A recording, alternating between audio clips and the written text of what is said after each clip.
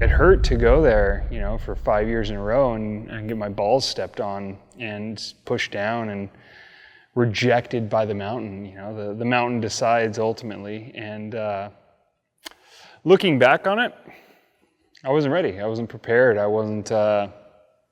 hadn't earned it yet.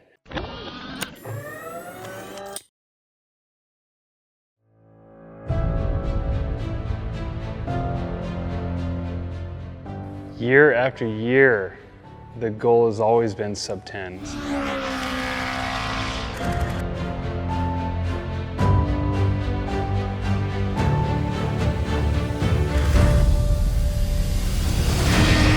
Oh, he's got a bit of smoke, a little bit of smoke. To go sub-10 at Pikes Peak is one of those like monumental achievements that not everybody knows about, but those that know Pikes Peak know how long people tried to go under 10 minutes.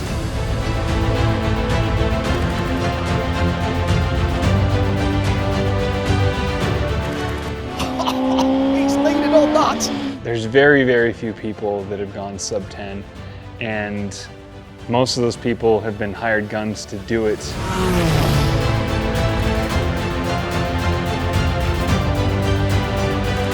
Going sub-10 at Pikes Peak is a huge deal. For a driver in their career, that if you can say that you've gone sub-10 at Pikes Peak, that's pretty incredible. And it isn't easy to do. Listen in the distance for the sound of that tortured 1300cc turbocharged engine. To go under 10 minutes or to get your name in that 9-minute time slot at Pikes Peak puts your stamp as a great driver.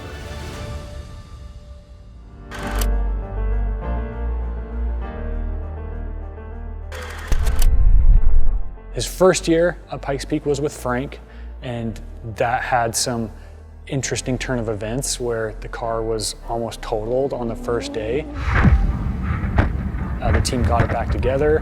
I think that was one of the only other times Cole made it to the summit.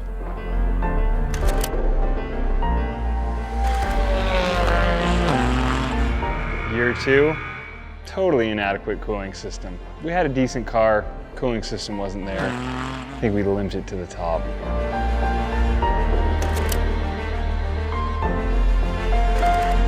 The third year at Pikes Peak, the GTR was 100% ready to go sub 10 minutes. And on the first day of practice, we break the crank, we spend all week rebuilding the engine, and right as we're ready to go, weather comes. We don't even get a chance to go to the top.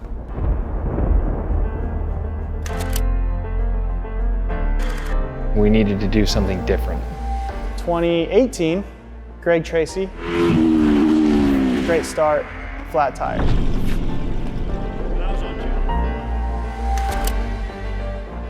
2019 sucked. We had 4 cars, started at the back of the field, shortened course, only ran 2 cars. We were the fastest car on the shortened course with Paul driving. We got Andreas Bakkerud to get past his rookie license test, if you call it that. Me and Aaron chose not to run. It was miserable. It was not a good year.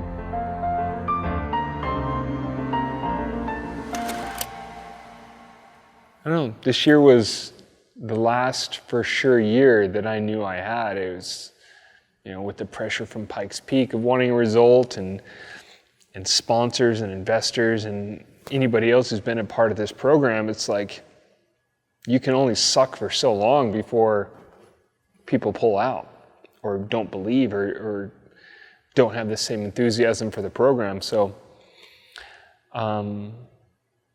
yeah, it weighs down on you. It sucks. It's 2020, we're back. We brought 4 cars to tech at Pikes Peak this year. It was myself, Aaron Kaufman, and John McInnes. And 2020, we've got reverse, we've got Sadev. We have a whole bag of tricks in the rear end of this car. Somebody mentioned, you know, what did you guys do? Drive through tech in reverse? And unfortunately, we didn't. Didn't hear about that until after, but we probably should have, just to make light of the situation. So It's a new year, it's a new batch of cars, new and improved and fully up to Pikes Peak regulations. We didn't really have to do anything once we got through tech, and I mean, we got a decent night's sleep before we went up for our first day of practice.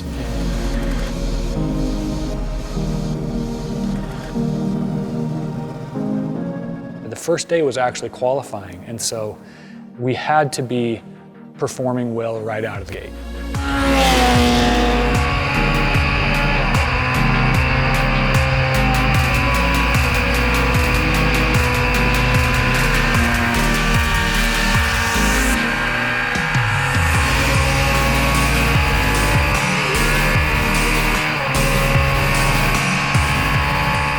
John McInnes and Aaron Kaufman, their cars are running perfectly.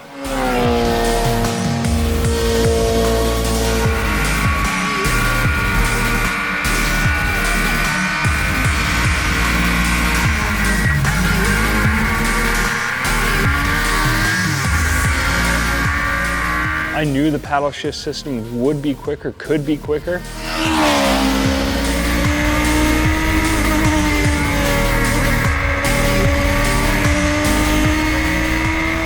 Elected to test that out for the qualifying day, and it didn't go well.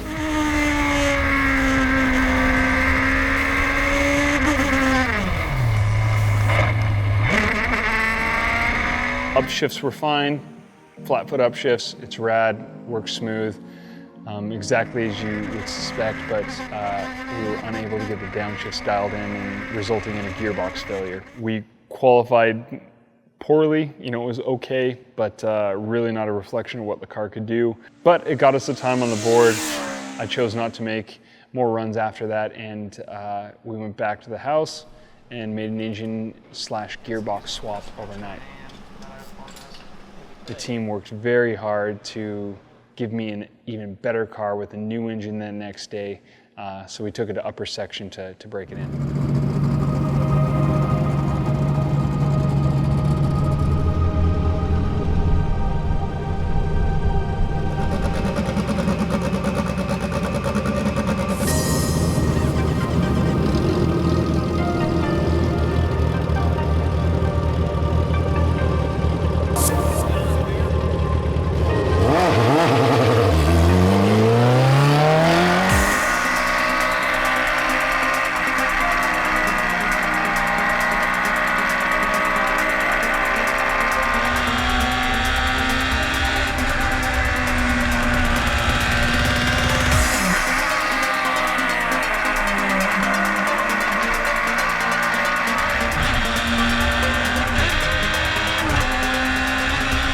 The road is always kind of a big question mark.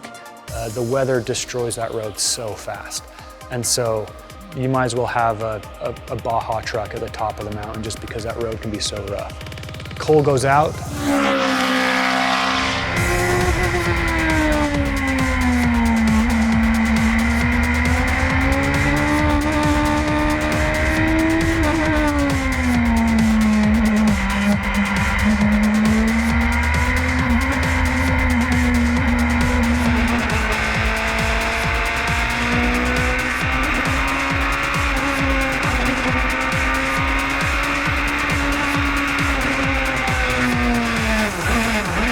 We put a manual shifter back in the car, and this time so he didn't have to worry about the paddle shifting, because we believed that was the issue for the gearbox failure. It was kind of a sacrifice because we knew that the paddle shifts would be faster, but having a reliable car that made it to the top was way more important.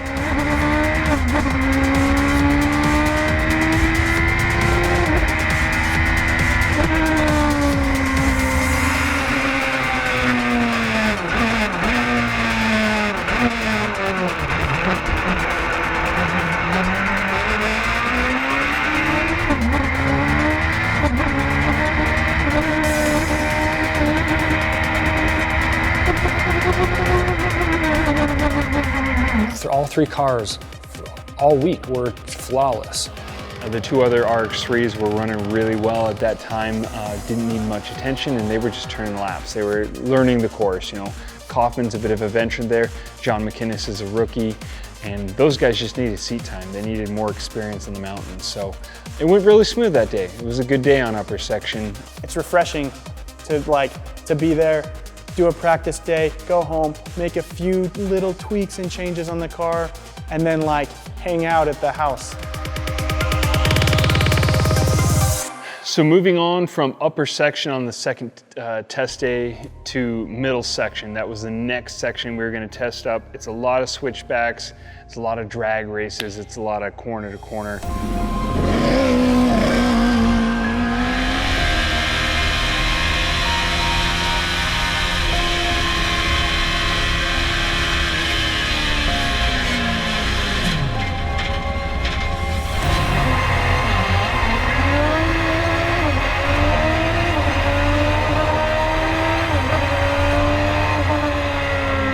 At this point, I had a little bit of heat and temp in the motor. It broke in a little bit, and I was ready to pick up the pace.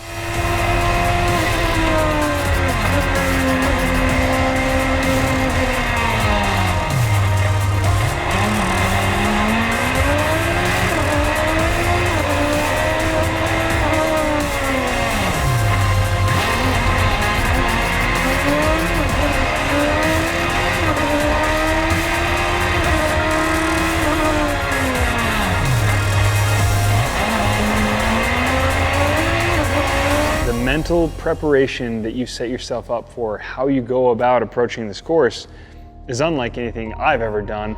As I'm out there charging in the practice days, I'm leaving something in reserve. Let's say I'm going 80, 85%, maybe even 90% towards the end of practice. I'm leaving something on the table, and what I'm leaving on the table is race day. If I have drum at 80, 85%, I know I need to watch out for that section. But that section on practice day, I run during a different time than race day, hours apart. And so it's not even the same course. The sun's in a different spot. It may be hotter, cooler, there may be fluids down for previous competitors.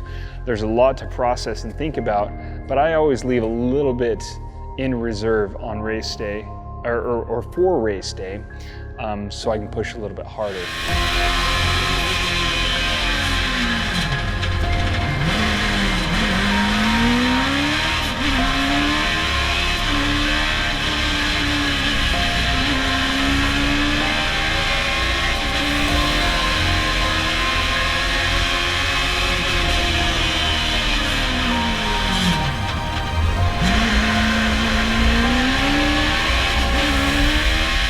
I was able to reel some of the frontline competitors in. I think I ended up third in practice in the middle section, maybe second. But anyway, I was with some fast guys at that point and started to kind of show the pace of the car.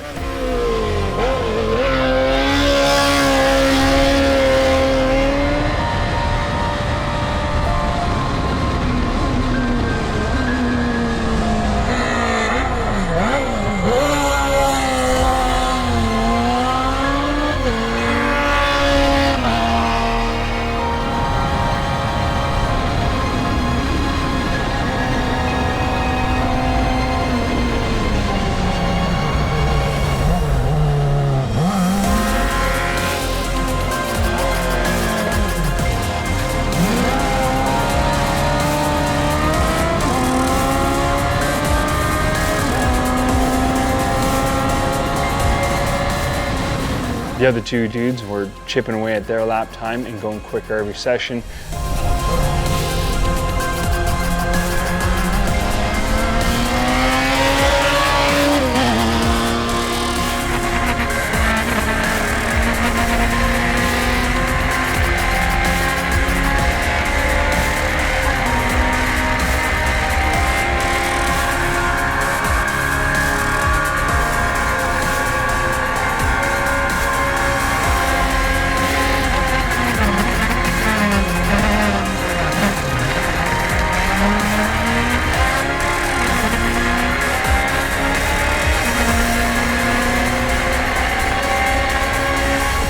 So far everything's been really good. The car I'm driving tomorrow it will have been a car for an entire week, and so it's really fresh. It's got no miles on it, and it's been good. It's been a little trying on the first day, You know, Tuesday we went qualifying, and I only had 3 laps in the car, so it was a lot to get used to. We've continued to make changes, and so I'm happy to run the bottom section again. But overall, it's been a great week. Interesting. Holy shit. Well, P. I know. Not engineered, dude. I was bobbing so hard, it's like all the shifts. It just blew out like Fast and Furious style, like the floorboard. Yeah. Dude, it stuck in a bear's eye. You'd never believe it. There's a wounded bear like over there. Damn. On Friday, it's a optional race day or optional practice day. 2-minute rule today. If I send somebody and they finish and nobody presents within 2 minutes, I'm going to stop it, bring them down, and we'll start over again.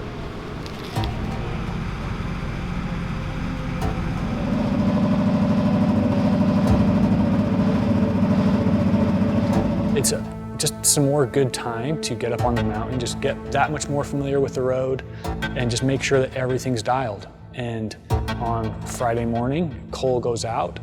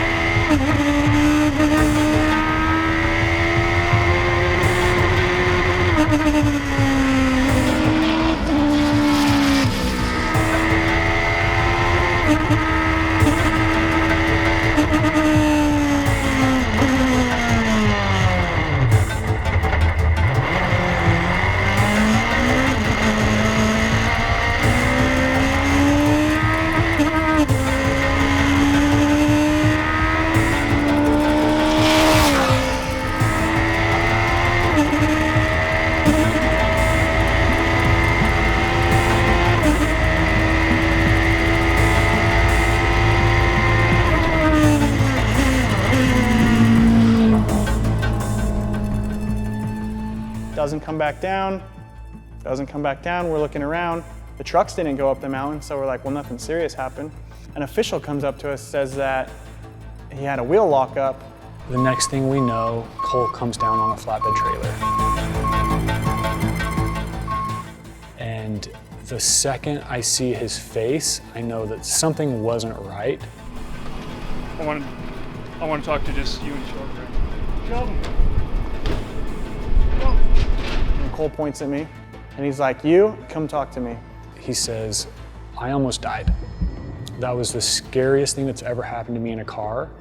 And all we knew at that point, and all that Cole had really said, was that one of the brakes had locked up and he had completely lost control of the car, and he was just a passenger.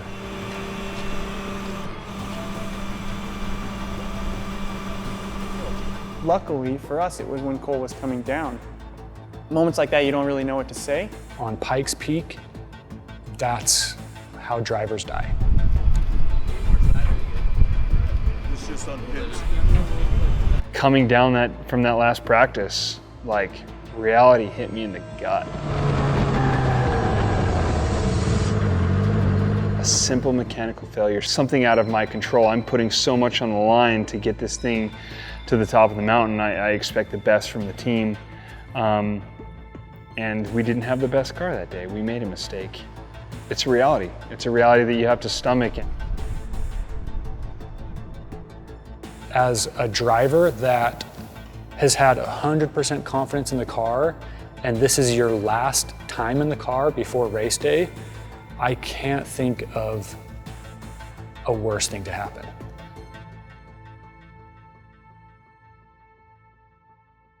That evening, we pull the car apart, and within 5 minutes of trying to diagnose the issue, we know exactly what went wrong.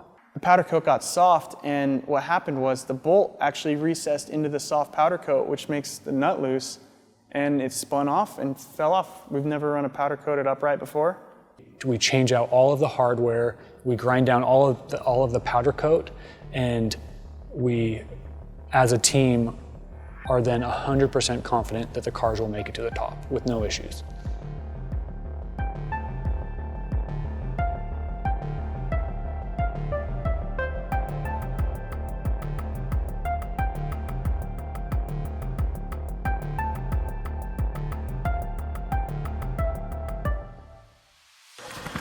this year, 2020, the 98th running of the Broadmoor Pikes Peak International Hill Climb, presented by Gran Turismo.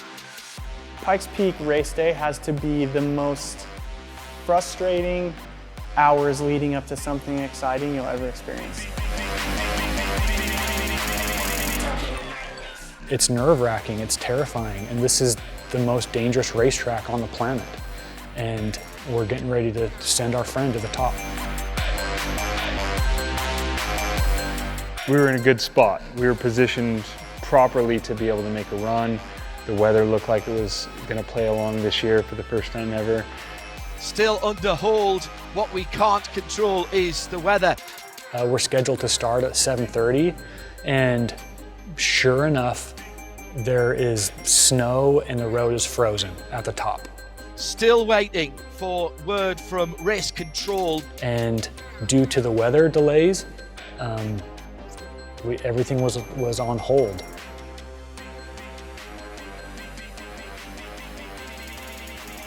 I had the time to mentally get in the right spot to take a charge at the mountain. So certainly seeing that the mountain is responding. Before the mountain chooses, well, it's a quick mountain today for those that want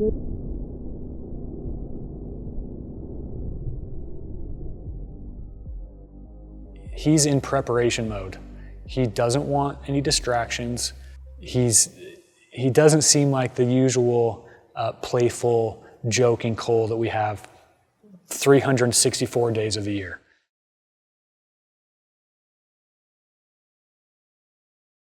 Before he hops in the car, Cole goes around and hugs every member of the team.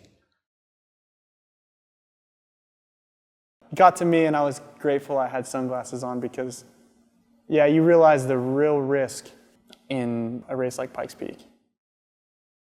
I give him a big hug and just let him know I'm proud of him, and this is it. This is our year. And that moment comes up where like the officials come and tell you you're up next, and then it hits you like, this is one shot, you don't get a restart. The stupidest little things can screw up a run. You go from sitting with like nothing to do with this laundry list of things that you have to do quickly. After Dan, it'll be Cole Powelson in another open wheel special. Very short wheelbase on that car. That's going to rotate, but it's going to be twisty. Turbocharged 1300cc, and his best time is under 11 minutes. Waiting for that car to go off the line.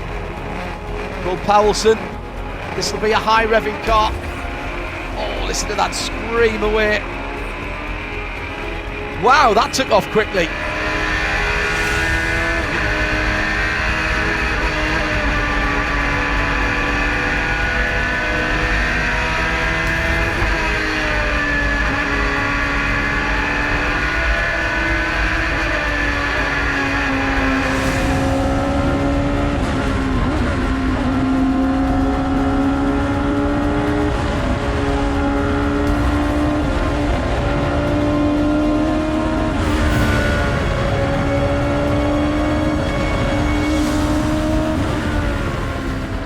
Weighs about as much as your average shopping trolley, so only with 1300cc. It's all about keeping the motor spinning high.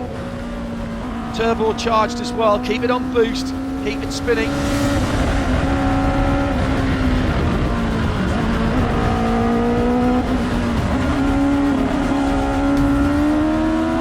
He is ripping, like flying through it. The commentator is talking about how fast this car is.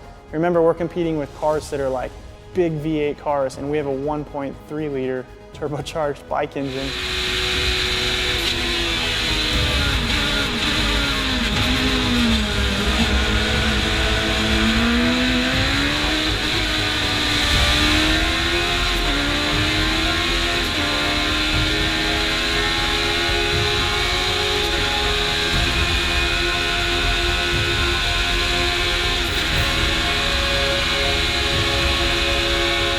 The little 1300cc Cole Powelson special just gone through the picnic grounds.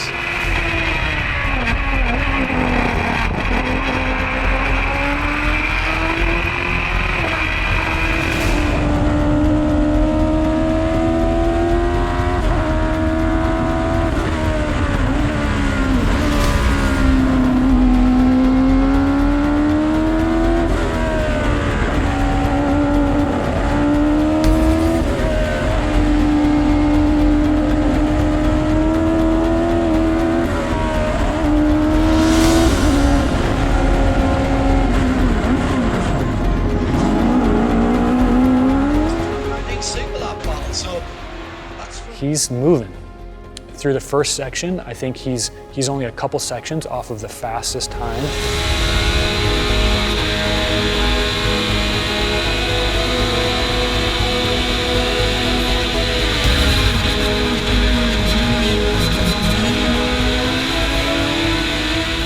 In fact, there it is, spot on time.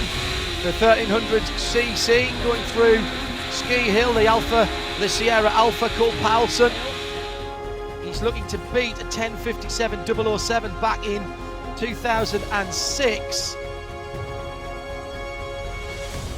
The World Time Attack Challenge world record belongs to him from 2019 and an R35 Nissan GTR. Excellent. And a production car track record in this 2019 Superlab battle. So that's from the big 3.5 litre 6-cylinder multi-turbo to a 1300cc turbo.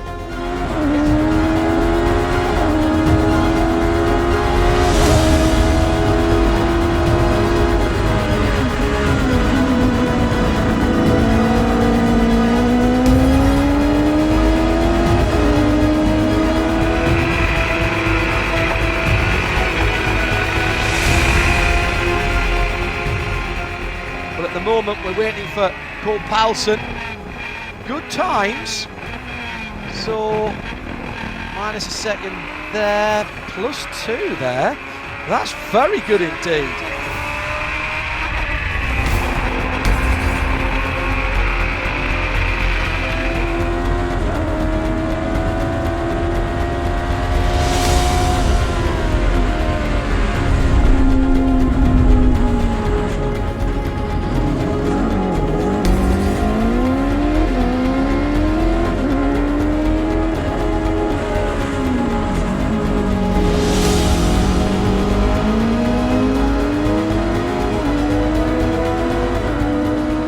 The second sector, he's actually up. He's in the green, which means he's moving faster than anybody else through that section.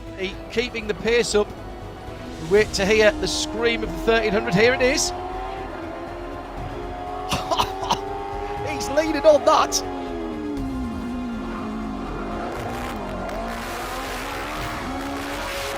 God. 2:46.1. Lost a couple of seconds there. He's in for a mid-9, 9:30 something, 9:35, maybe 9:40.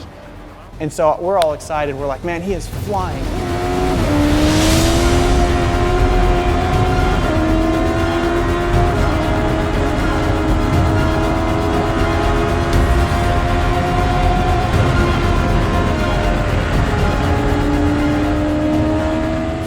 We're going fast.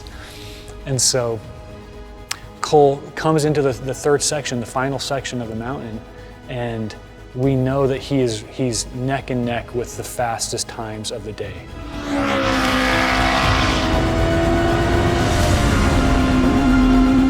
Listen in the distance for the sound of that tortured 1300cc turbocharged engine.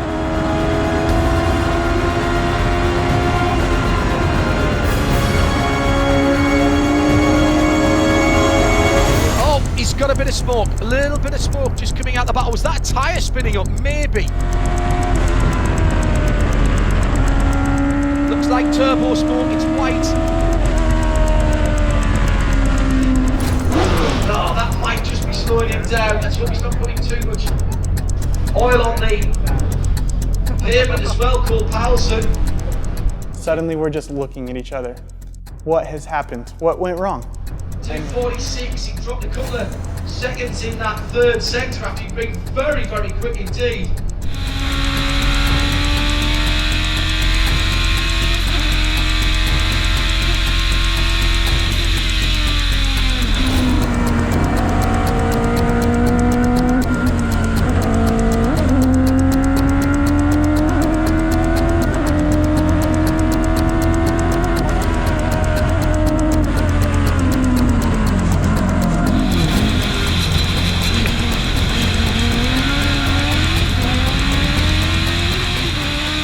Couldn't lift.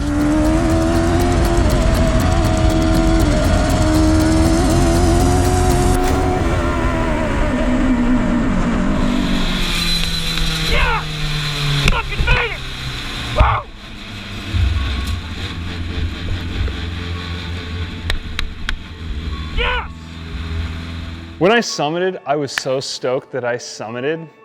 Like, I drove quick. I didn't think I drove fast at that point. I thought I drove quick because I knew I had made mistakes on the way up. I knew the course in some areas was quite a bit off, but I was just stoked to summit. It just felt so good. It's like we're kind of looking around, we're waiting to hear a time. We're hearing to make sure that he crossed the finish line. Yeah. Made it, man. Do we have times? They pull up some timing and they're like, yeah, this is still refreshing, and nobody really knows. And so I asked another person and another person, and I walked back to the car, and she gave me the time again, and I saw it on the official chart, and I was just like, 9:37. are you lying to me? Are you 12 pounds? Yeah. Okay, so here, this is your numbers right now. Okay, those first 7 places are separated by about 15 seconds. I've never seen it so close like that. I'll never have to come back again. I'm about to say that. Holy shit. The announcer comes on and tells us the time, 9:37.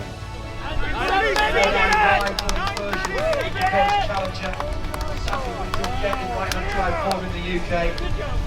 He's gone into 4th position, 3rd in the Open Wheel Cup. Yes! Oh, my wife's gonna be so happy. If anything was more consistent in my driving, it was crying during interviews at the summit. I went 5 for 5. I just broke into tears. I did it, you know? It's my 5th year driving, 6 years as a team owner. It's a weight off my shoulders. It's so, oh my God, it feels good, man. You're away from your family, you're in the shop, it takes away your time and money. Sometimes you wonder if it's even worth it. I can tell you it is. Not only did he beat his personal record, he went substantially faster than that. And as a team, we couldn't have been more ecstatic. I've never been that, like, confused and then happy so quickly. You're running around, you're high-fiving your friends, wiping Caleb's tears up for him, and then you realize, oh, we still have 2 cars that need to go up the mountain. We got the tire warmers on John's car. He was super confident with the car. He didn't want to make any changes to the car all week. He was so happy with how everything felt that he was just going to drive it. And he's an incredible driver as well.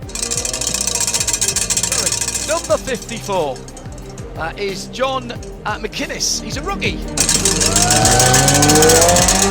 It's another 1300cc motorcycle engine, so it'll be revving to the high heavens.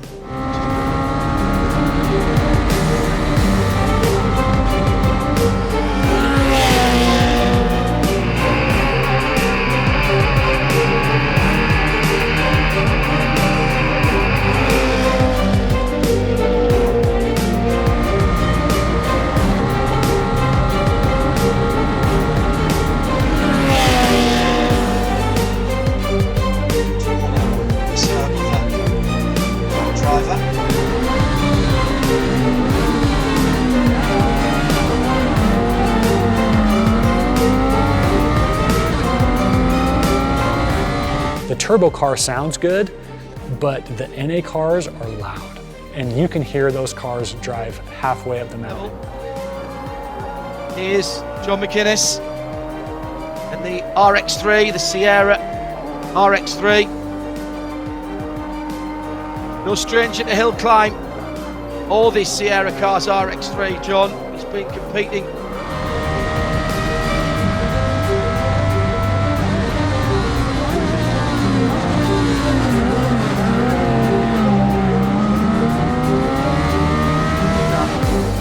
Looks great. Now let's see it through the twisties. Look how flat it corners.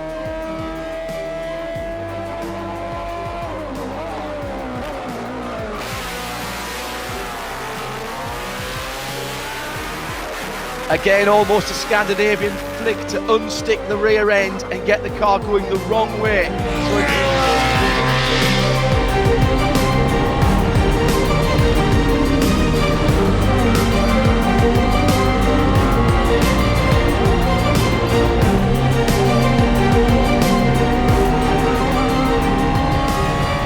see him cross the line, again, it was incredible. So. And 11:38 for his first time.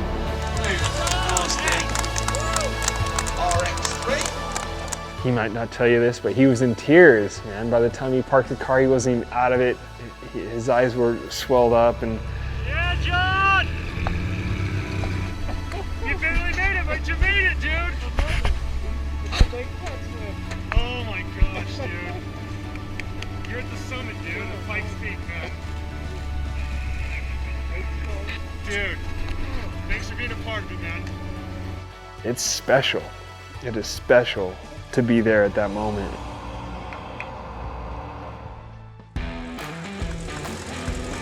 Aaron did the same thing, 100% business.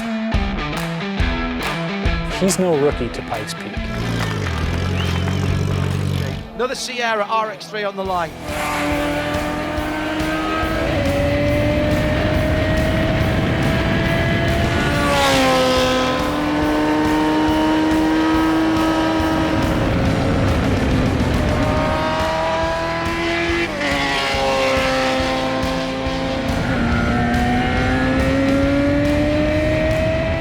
Here's Aaron.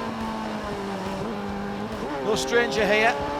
2014, 15, 16 and 19. I'm not sure what he's doing in 17 and 18.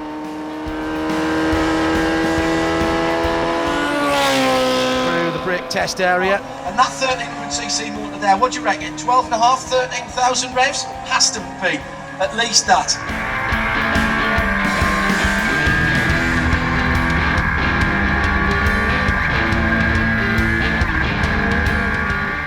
We like that a lot. No wonder those Sierra RX3s are getting popular. You can have a lot of fun in that. I suggest that's all about momentum.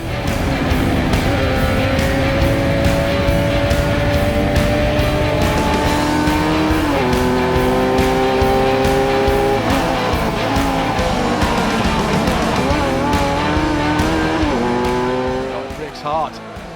Saw the weight transfer there. Car going down.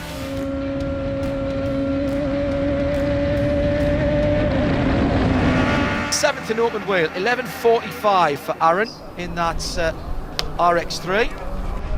He crosses the finish line, and as a team, it felt like we had won Pikes Peak. Not only did we get our driver into the 9-minute club, we not only had 3 cars make it to the top, we had 3 cars make it in very respectable times.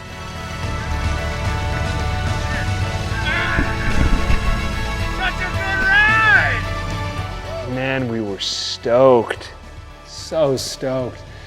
Everybody hit the goals that they were shooting for, that they wanted to do, and that just doesn't happen at Pikes Peak. It's not a place that easily rewards people, but it was our year, it was our week, and it was amazing to just sit up there and watch the other 2 cars roll up behind me, and I take a lot of pride in that. It hit all the feel goods as a driver and as a car builder to be able to do that, and not many people can say that they've done that, and all of it was done here. It was done here with this existing team, and I'm so proud of that on so many levels. And I always knew that I could get a sub-10 in some level, and it's a lot easier in a 1200 horsepower GTR than to say, hey, we're gonna order some tubes and take this motorcycle engine and some wings, and we're gonna glue it to this car and go run up a hill.